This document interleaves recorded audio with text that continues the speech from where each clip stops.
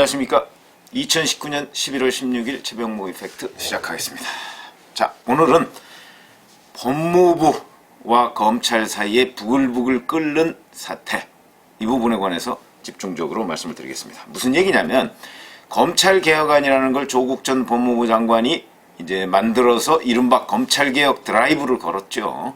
근데 이 부분이 이제 과속 상태에 지금 돌입을 했습니다. 무슨 얘기냐면 조국 전 장관이 물러서고 그 이후에 김호수 법무부 차관이 장관 대행을 하고 있는데, 조국 전 법무부 장관이 임명해 놓은 그 팀들이 지금 속속 검찰개혁안이라는 걸 내놓고 있는데, 그것이 황당하기 이를 데 없습니다.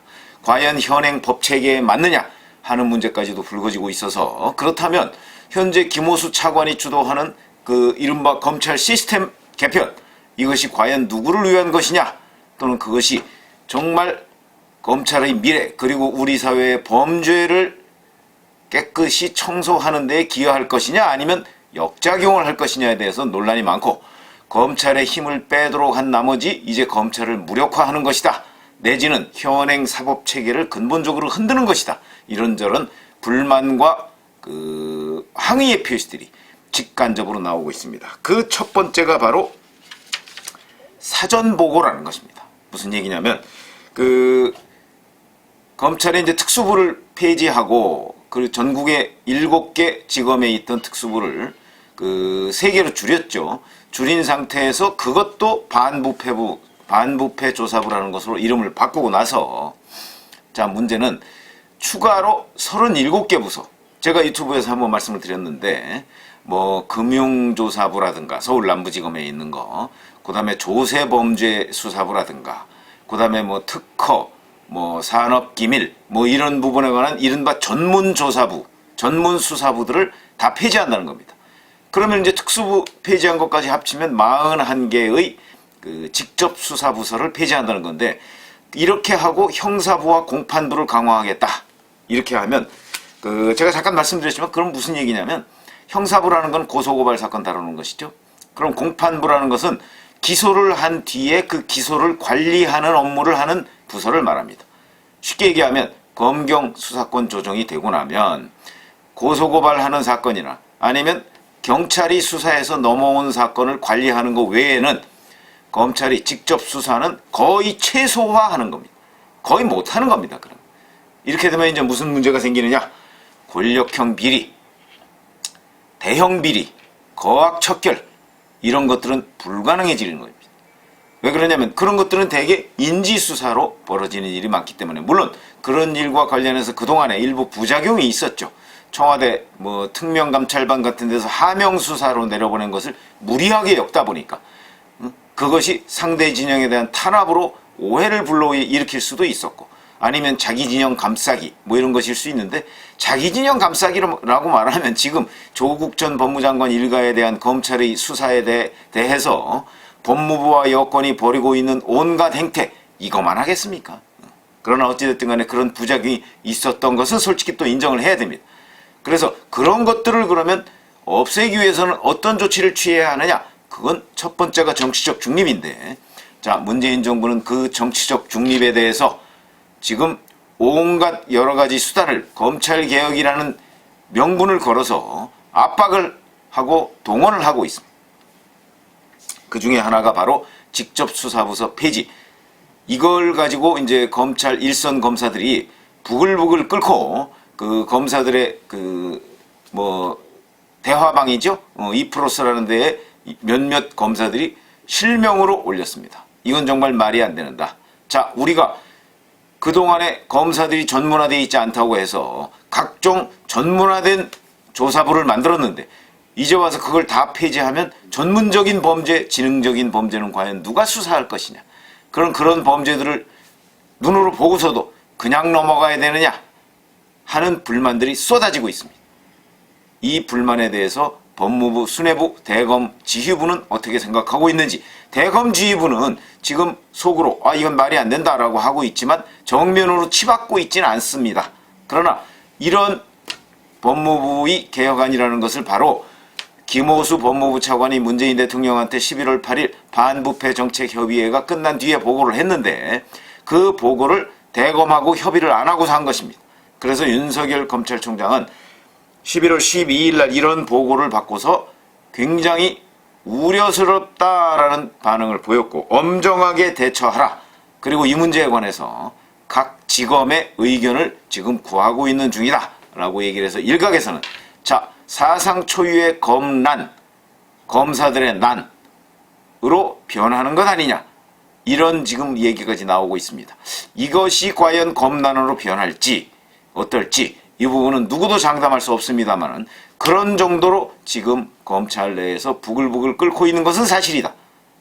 그런데 잘 아시지만 과거의 검난들이라는 것이 뭐 최동욱 총장 사건, 한상대 총장 사건, 아니면 김종빈 총장 사건 뭐 이런 것들이 쭉 있었죠. 가장 최근에는 문무일 총장이 검경 수사권 조정에 반발해서 해외 출장 중에 급거 일정을 단축하고 귀국해서 뭐 일전을 불사할 것처럼 얘기를 하더니 그냥 슬그머니 임기 마치고 퇴진했습니다. 이런 식으로 보면 결국 검난이라는 것이 이거 뭐 사실 따지고 보면 그냥 찻잔 속의 태풍일 경우가 굉장히 많았다 하는 점에서 본다면 검사들의 행태, 검사들의 반발이라는 것이 그냥 이렇게 말로 그치는 것 아니냐, 뭐 이런 전망이 우세한 것도 사실입니다. 그러나 과거의 그 어느 때보다 현재 검사, 현장 검사들의 분위기는 악화된 것은 사실이다. 왜 그러냐면 이제 검찰 자체가 무력화되고 자기들이 정말 우리 사회의 정의를 세우겠다, 바로 세우겠다는 차원에서 검사가 됐는데 수사권, 직접 수사권 자체가 거의 없는 상황이 돼버리면 그러면 차라리 나 경찰에 가서 수사할래 라고 하는 사람들이 생겨날 수도 있겠다. 그러나 이것이 집단화돼서 검난으로 번지느냐 하는 건 또 별개의 문제이기 때문에 저는 뭐 거기까지는 아마 일부 울뚝불뚝하는 현장 검사들의 목소리가 생길지는 모르겠으나 검사들이 또 대단히 체제 순응적입니다. 대부분이. 그렇기 때문에 아마 검난으로까지 발전을 하진 않겠지만 여하튼 심상치 않은 분위기가 현재 검찰에 있는 것만은 사실이다. 그것이 특히 무엇이냐면 김호수 법무부 차관이 문재인 대통령한테 보고했다는 직접 수사 축소 외에 더 검사들을 자극하는 문제가 바로 이 점입니다. 검찰이 수사하는 사건에 대해서 단계적으로 법무부 장관에게 보고하도록 하겠다. 이 점입니다. 이건 무슨 얘기냐면 현행 검찰청법에 보면 검사들이 수사하는 개별 사건에 대해서 법무부 장관은 직접 지휘를 못합니다. 다만 지휘를 할 필요성이 있을 때 검찰총장을 통하여서만 지휘할 수 있다, 이렇게 되어 있습니다. 검찰총장을 통하여서 지휘할 수 있다. 그 얘기는 일선 검사한테 직접 전화해서 법무부 장관이 그 수사는 이렇게 하라라고 지휘할 수 없다는 것입니다. 그런데 이것을 바꾸겠다는 거죠. 바꾸겠다는 게 지휘할 수 있다 이렇게 바꾸겠다는 것이 아니고 일반 수사에 대해서 단계적으로 보고를 해야 된다. 이 얘기는 무슨 얘기냐면 단계적으로라는 개념은 일선 검사가 뭐 차장검사, 부장검사, 뭐 지검장, 대검을 통해서 법무부 장관한테 보고하라는 얘기가 아니고 수사 단계별로라는 뜻입니다. 그러니까 무슨 얘기냐면 내사 단계면 내사 단계에서 우리가 이러이러한 걸 내사하고 있습니다. 압수수색 영장을 청구했습니다. 그 다음에 수사에 착수했습니다. 수사가 어떻게 진전됩니다. 결론을 어떻게 하려고 합니다. 이런 단계별로 다 보고를 하라는 겁니다. 그러면 단계별로 보고를 하면 법무부에서 뭐라고 얘기하겠습니까? 단계별로 코멘트를 할 가능성이 있습니다. 그게 곧 수사 지휘입니다. 이거를 지금 할 수 있도록 하겠다는 거거든요. 그렇게 되면 검찰총장은 껍데기가 됩니다. 검찰총장은 왜 필요합니까? 법무부 장관이 직접 지휘를 할 수 있도록 되는 것이죠. 이렇게 되면 검찰총장은 필요 없게 되고 법무부 장관이 법무검찰총장이 되는 겁니다. 줄이면 법무총장이 되는 겁니다. 지금 그런 체제를 만들려고 하는 것 아니냐라고 해서 현장 검사들이 부글부글 끓고 여러 가지 반발하는 또는 항의하는 의견들을 제시하니까 법무부가 이 부분에 관해서 적어도 공식적으로는 이렇게 얘기하고 있습니다. 그거는 잘못 보도된 것이다. 단계별로 법무부에 보고해야 된다는 것은 잘못 보도된 것이다 라고 얘기를 했는데 무엇이 어떻게 보도됐다는 부분에 관해서는 지금 설명을 하지 않고 있습니다. 제가 보건대는 잘못 보고된 게 아니고 제대로 보도된 게 아니고 제대로 보도된 것으로 보입니다. 그런데 현장 검사들의 분위기가 워낙 심상치가 않으니까 검난으로 이어질 조짐을 보이고 있으니까 법무부에서 일단 치고 빠지기 형식으로 대응을 하는 것이 아닌가 이런 생각이 듭니다. 그러니까 무슨 얘기냐면 처음에 친 것은 단계별로 보고하라 라는 것을 문재인 대통령한테 보고해서 결재를 받았는데 이것이 지금 현장 검사들의 반발을 불러일으키니까 이사는 일단 그게 아니고 라고 약간 주워 담는 형국이 아니냐. 그렇다면 이 최초의 보도 그리고 최초의 보고대로 추진을 할 가능성이 매우 높다 이렇게 생각을 합니다. 그러면 무슨 얘기냐면 아마 일정 시일이 지나면 법무부에서 공문이 내려가서 자 수사 단계별로 법무부에 보고하라 이렇게 얘기를 할 가능성이 높다. 그렇게 되면 결국은 법무총장 시대가 오는 것이다. 그러면 이 문재인 정부 사람들은 왜 법무총장 시대 법무총장 체제로 시스템을 개편하려고 하느냐. 제가 개인적으로 추정컨대 분석컨대는 바로 윤석열 검찰총장 때문이다 이렇게 봅니다. 9월 9일에 조국 법무부 장관이 임명된 이후에 김호수 법무차관과 이성윤 검찰국장이 대검 반부패 부장과 대검 차장한테 전화를 해서 윤석열 검찰총장을 배제한 조국 일가 수사팀을 만들자 이렇게 얘기했던 거 기억나시죠? 왜 그런 얘기를 했겠습니까? 윤석열 검찰총장이 잘 말을 안 듣네.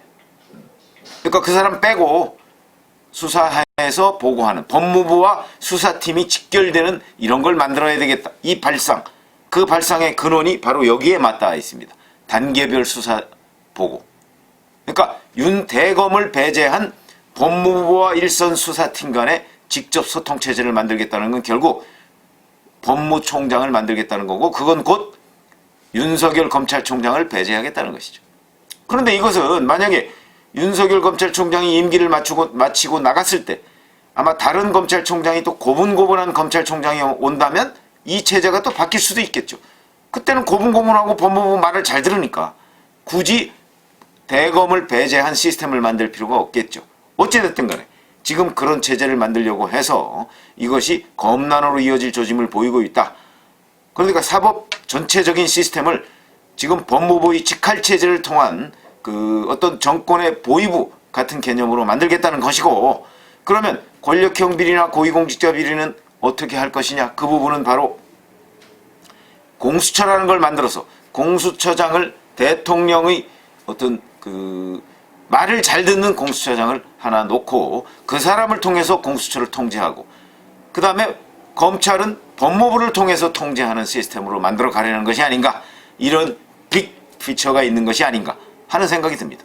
만약에 그렇게 될 경우에는 공수처를 비롯한 우리나라의 수사기관이라는 수사기관은 모두 사실상 대통령 직할체제가 되는 것이 아닌가 이런 생각이 듭니다. 그렇게 될 경우에는 아마도 검찰권, 수사권은 매우 정권 편향적으로 정치 비중립적으로 정치 편향적으로 실행될 수밖에 없다. 이런 시스템을 그리고 있는 것이 아니냐 하는 의심을 지울 수가 없습니다. 만약에 그런 것이 정말 현실화된다면 아마 우리나라의 검찰체제, 우리나라의 수사기관 체제로서는 사상 초유의 그 정권 친화적 수사기관이 탄생할지도 모르겠다.